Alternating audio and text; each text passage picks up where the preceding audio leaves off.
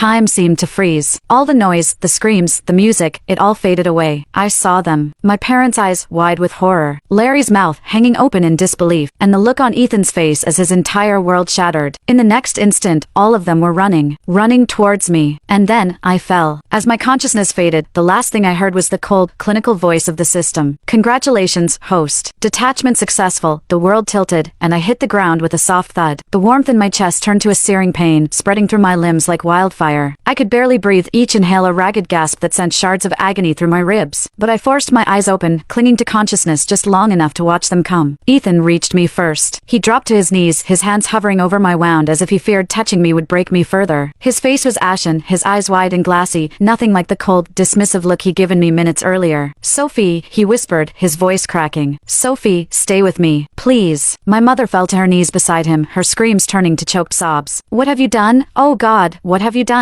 She wasn't yelling at me this time. Her voice was full of despair, her hands clutching at my arm as if she could hold me together with sheer will. Larry stood behind them, his body trembling. He looked like he'd seen a ghost, not the ghost I'd been in their lives for years, but a real one, the kind that haunts you forever. His mouth moved, but no sound came out. And my father, the man who'd called my birthday a curse, who'd blamed me for the fire for 20 years, he stood frozen, his face pale, his jaw tight. For the first time in my life, I saw fear in his eyes. Not fear of me, but fear of losing me. Stella, the girl they'd all protected, the girl I'd died to save, stood on the float, her eyes wide. She wasn't crying anymore. She looked stunned, almost confused, like she couldn't believe I'd actually done it. A crowd gathered around us, phones clicking as people recorded the chaos. Security guards pushed them back, yelling for an ambulance. The cheerful parade music had long since stopped, replaced by the wail of sirens in the distance. Ethan's hand pressed against my wound, trying to stem the bleeding. His hands were warm, sticky with my blood. "You idiot," he said, his voice trembling. "Why would you do that? Why would you?" I tried to smile, but it hurt too much. "Because," I whispered, my voice barely audible. "Now you'll never forget. Without me, she'd be dead." Those were my last words. The world faded to black, and the pain disappeared. For a moment, there was nothing. No system, no family, no Ethan, no Stella. Just silence. And then, the system's voice echoed in my mind, clear and cold. Host consciousness transferred. Physical body terminated. Mission completion confirmed. Commencing reward distribution. Mother's illness cured. Returning to original world in 3, 2, 1. A bright light flashed,